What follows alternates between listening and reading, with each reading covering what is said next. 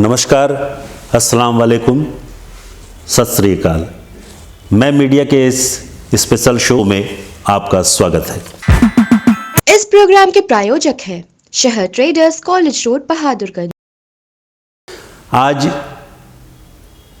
मरहूम अलहाज जनाब तस्लीमुद्दीन साहब का जन्मदिन है। आज हम इस बड़ी शख्सियत को शिद्दत से याद कर रहे हैं और उन्हें अपनी श्रद्धांजलि भी पेश करते हैं। तस्लीमुद्दीन एक नाम है सियासी हलके में अपने खास गुणों के लिए प्रसिद्ध है, अपने उस सियासी सफ़र के लिए जो कि ज़मीन से जुड़ी है। सरपंच से सांसद और सांसद से स्वराष्ट्र मंत्री देश का ये सफ़र एक बहुत बड़ा सफ़र होता है और कई बार विधायक और 5 बार सांसद बनने के बाद एक सांसद या एक व्यक्ति कहाँ से कहाँ पहुँच सकता है, ये सभी हम आज जानते हैं।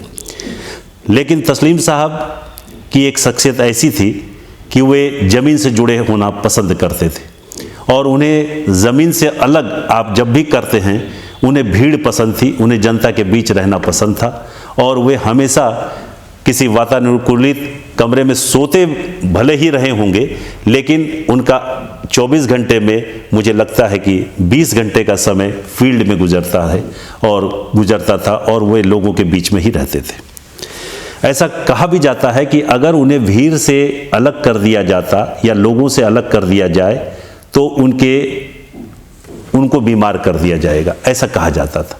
इसलिए उनके सेहतमंद होने का राज भी शायद यही था कि वे राजनीति करते थे। सरपंच से अपनी राजनीतिक सफ़र उन्होंने शुरू की और फिर विधायक बने।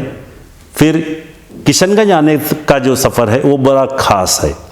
जब वे जोकीहाट से विधायक थे समाजवादी पार्टी के टिकट पर और अमौर से उनके समधी साहब भी समाजवादी पार्टी के टिकट पर विधायक चुने गए थे, तब ये दोनों ही पूरे बिहार में समाजवादी पार्टी के विधायक हुआ करते थे और लालू जी की पार्टी की सरकार उन दिनों बिहार में थी और उसी समय 96 में चुनाव होना था या 95 के बाद जब ये विधायक बने थे तो इन दोनों को ही लालू जी की पार्टी में शामिल किया गया।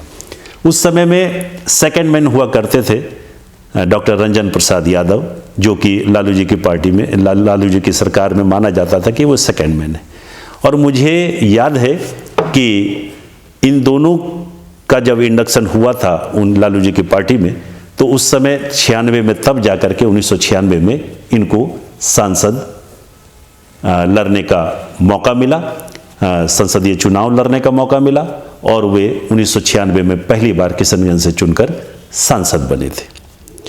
किशनगंज में सांसद चुने जाने के बाद ही लोगों ने जाना कि तस्लीमुद्दीन की शख्सियत कैसी है। इसके पहले उनके बारे में कई तरह की बातें होती थी, लेकिन वे आते थे कभी क्रांति मोर्चा को लेकर के, कभी अपने निजी तौर पर भी उनके बड़े व्यक्तिगत संबंध भी इस इलाके में, इस शहर में कई बड़े लोगों से थे। वो आते थे, कई लोगों के से मिलते थे, फिर चले जाते थे। लेकिन किशनगंज में मुकम्मल तौर पर उनका जो सियासी सफ़र है वो वर्ष 1996 से ही शुरू होता है, जब वे पहली बार सांसद चुने गए। फिर 1998 में चुने गए, फिर 99 में हार गए, 2004 में फिर वे जीते। लेकिन इस दौरान सब लोगों ने जाना और माना कि तस्लीमुद्दीन की शख्सियत किस तरीके की है।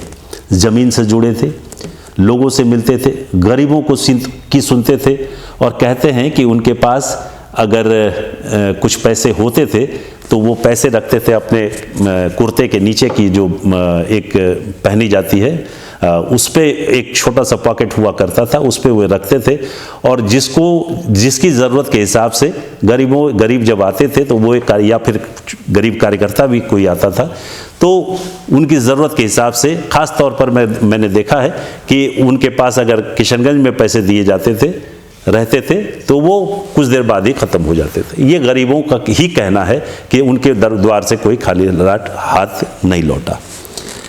मैं बात कर रहा हूँ अब उनके विकास की राजनीति की।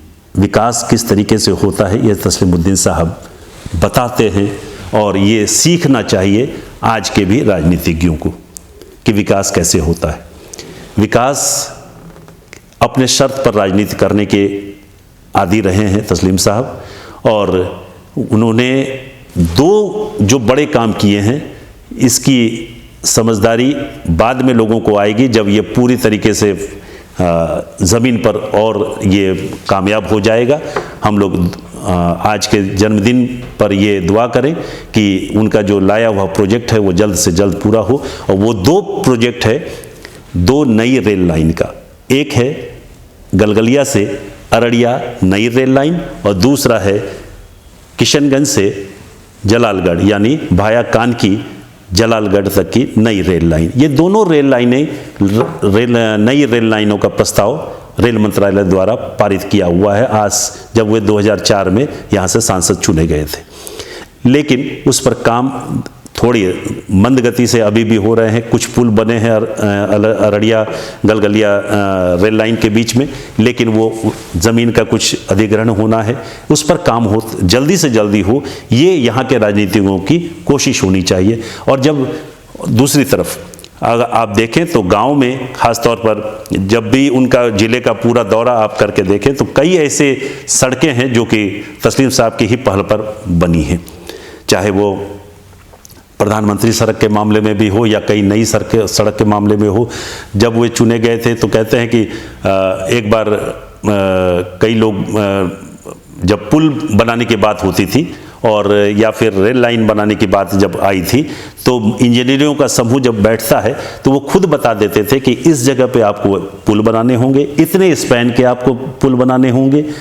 इस तरीके से वो बात करते थे। बाद में इंजीनियर जब फील्ड में जाकर के देखते थे और वो पाते थे कि हाँ तस्लीम साहब ने जो कहा है वो बिल्कुल सही है कि इतने ही स्पैन का वहाँ पुल बनेगा, इससे कम बनाने से वहाँ खतरे होंगे। तो ये दिमागी तौर पर ये कहते हैं कि तस्लीम साहब बहुत ज़्यादा पढ़े लिखे नहीं थे, लेकिन उनकी समझदारी का मिसाल की बानगी देखिए कि वे शिक्षा पर सेमिनार भी कराते थे, चाहे वो किशनगंज हो चाहे वो अररिया हो। वे कई बार यहाँ पर सेमिनार करा चुके हैं शिक्षा पर, बड़े लोगों को बुला चुके हैं, बड़ी शख्सियतों को जो बड़े शिक्षाविद हैं, अंजुमन इस्लामिया का प्रांगण हो या फिर अररिया का कोई जगह रही हो, वे बड़े शिक्षाविदों को बुला करके शिक्षा पर सेमिनार कराते थे। मुशायरे का उनका बड़ा शौक़ था, मुशायरों पर बहुत वो जोर देते थे और मुशायरे भी कराते थे।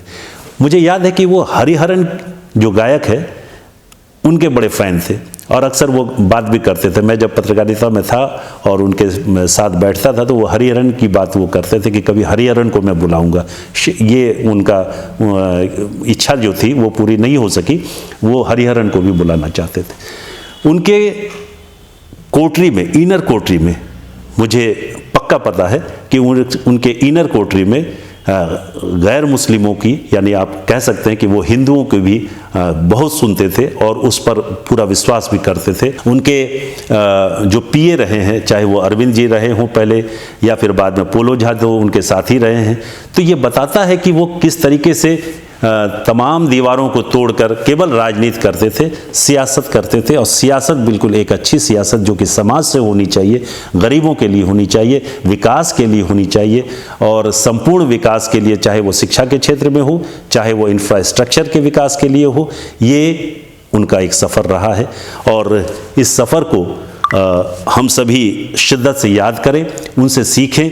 और कहते हैं कि तस्लीम साहब स्वयं में एक सियासत के स्कूल थे और उस स्कूल में पढ़ने वाले ऐसे कई बच्चे हैं जो अब कहीं पर विधायक हैं, कहीं पर सांसद हैं।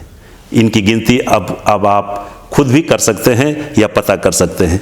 तस्लीम साहब का जब इंतकाल हुआ था तो चंद पंक्तियां मैंने भी कही थी और मुझे लगा था कि इस शख्सियत को और कुछ दिन रहना चाहिए। ज़मीन से जाना तो सबको एक दिन तय है, ऊपर के बुलावे पर जब वो बुलावा जब आता है तो सबको जाना पड़ता है, लेकिन कुछ दिन और रहते तो और अच्छा होता। तो जब उनका इंतकाल हुआ था तो चंद पंक्तियां मैंने कही थी और उन्हीं पंक्तियों को मैं चलते चलते आपके सामने कहना चाहूँगा कि बूढ़े बरगद का पेड़ उखड़ गया, समाजवाद का साया उजड़ गया। सरपंच से सांसद और स्वराष्ट्र मंत्री आधी सदी का सफ़र ठहर गया। जमीन से जुड़े थे कद्दावर नेता, लाखों दिलों में एक दर्द भर गया। जाति मजहब की दीवारें तोड़ी, गरीबों का पैरोकार गुजर गया। और विकास कैसे हो एक विजन था, विकास कैसे हो एक विजन था। रेल रोड से सीमांचल संवर गया। गुर सियासत के जहां सबने सीखे, गुर सियासत के जहां सबने सीखे, सियासत का वो स्कूल उजड़ गया। याद आएंगे चचा तस्लीम सजल, याद आएंगे चचा तस्लीम सजल, यूं खुशबू बनकर वो बिखर गया, वो खुशबू बनकर यूं बिखर गया।